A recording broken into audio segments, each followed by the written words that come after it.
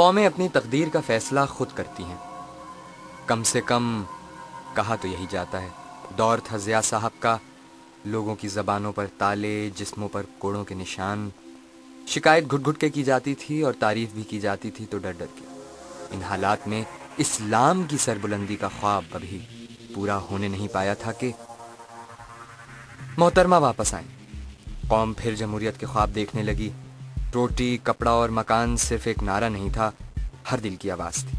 عوام انتظار کرتی رہ گئی، قوم کو مکان نہیں، چند لوگوں کو محل ملے۔ عوام بھوکی رہی اور عوام کے خادم کھاتے پیتے رہے۔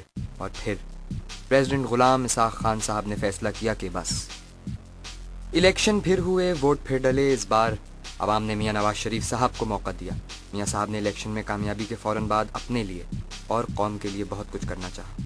اپنی کئی گاڑیوں کے ساتھ انہوں نے عوام کے لیے پیلی ٹیکسیوں کا انتظام کیا، روزگار مہیا کیا، لیکن ابھی قوم کے چند ہی لوگوں کو روزگار ملا تھا کہ پریزیڈنٹ صاحب نے پھر بس کی آواز لگائی اور اسمبلیاں ڈیزالو ہو گئیں۔ محترمہ نے عوام سے ایک اور موقع مانگا، ایک اور بار عوام کے لیے کچھ کرنا چاہا۔ غریب عوام کے لیے بہت کچھ کرنے کے بعد اور سرے محل میں شفٹ ہونے سے تھوڑے دن پہلے پریزیڈنٹ فاروق احمد لغاری نے حسب روایت تختہ پلٹ دیا۔ ملک میں الیکشن ہوئے، نواز شریف صاحب بڑی اکثریت سے جیت گئے۔ دوسری بار قوم نے انہیں موقع دیا، احتساب شروع ہوا۔ قرض اتارنا تھا، ملک سنوارنا تھا۔ اس کام کے لیے بھی عوام سے رجوع کیا گیا، عوام پیچھے نہیں ہٹی۔